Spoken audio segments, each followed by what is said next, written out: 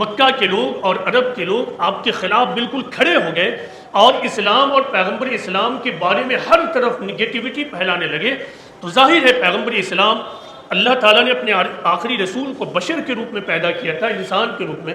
آپ کے تمام اصحاب انسان تھے، اسی دنیا میں رہتے ہوئے اسباب کی دنیا سے ہوتے ہوئے ان کو اپنے مشن کو آگے بڑھانا تھا۔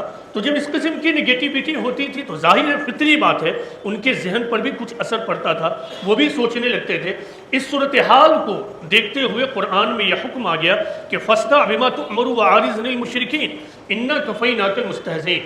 اس کا مطلب یہ ہے کہ اے پیغمبر اللہ نے تمہارے اوپر جو کچھ اتارا ہے اس کو بالکل کھلے طور پر لوگوں کو پہنچاتے رہو۔ اس معاملے میں تم کسی بھی قسم کا کوئی کمپرمائز نہیں کرو، جو کچھ کہا گیا ہے دیا گیا اس کو پہنچاؤ، اور کوئی ایکسکیوز کوئی عذر اس معاملے میں کام نہیں کرے گا۔ اور آگے کہا وَأَعْرِضْ عَنِ الْمُشْرِكِينَ، یہ جو مشرکین ہیں ان سے تم اعراض کرو، اوائڈ کرو۔ إِنَّا كَفَيْنَاكَ الْمُسْتَهْزِئِينَ، یہ جو مذاق اڑانے والے لوگ ہیں ان کے لیے خود اللہ تمہاری طرف سے کافی ہے۔ اللہ آج بھی موجود ہے۔ اگر اہل اسلام اپنی ذمہ داری سمجھتے، مسلمان اپنے داعیانہ ذمہ داری کو سمجھتے تو ان کے سامنے یہ آیت موجود ہوتی۔ وہ یہ سوچتے کہ ہماری ذمہ داری تو یہ ہے کہ خدا اور اس کے رسول نے آج ہمارے پاس قرآن اور اپنی تعلیمات اور سنتوں کے روپ میں جو کچھ چھوڑا ہے اس کو ہم تمام انسانیت تک پہنچاتے رہیں۔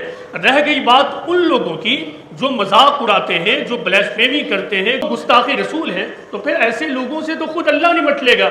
اللہ تعالیٰ خود یہ وعدہ کر رہا ہے کہ اِنَّا كَفَيْنَاكَ الْمُسْتَهْزِئِينَ، ہم مستہزئین اور مذاق اڑانے والوں کے لیے تمہاری طرف سے کافی ہیں۔